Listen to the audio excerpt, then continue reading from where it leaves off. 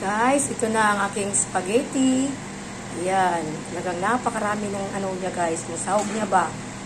Ayan. Kami lang dalawa ng anak ko ang kakain ito. Pero may bibigyan siya na classmate niya ba? Kapitbahay din namin dito. Ayan.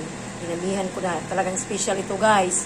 Kasi alam nyo na, may kakain na ibang tao. Para walang maano ba?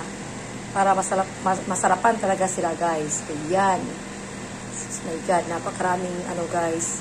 Kasi kung bibili tayo, kunti lang yung sahog. Tapos, ibang ko ba? Hindi pa talaga. Kasi commercial yun eh. Baligya ba? Ito hindi. Para ano lang ito guys. Para sa bahay lang ito. Tayo lang ang kakain. Hindi ito ano, ititinda. Kaya ganyan. Ang kanyang, ano, ayan guys. Luto na siya, di ba? Napakasarap ito guys. Ayan. Hindi ko lang lagyan ng pasas kasi ano, tapos hindi ako nakabili ba.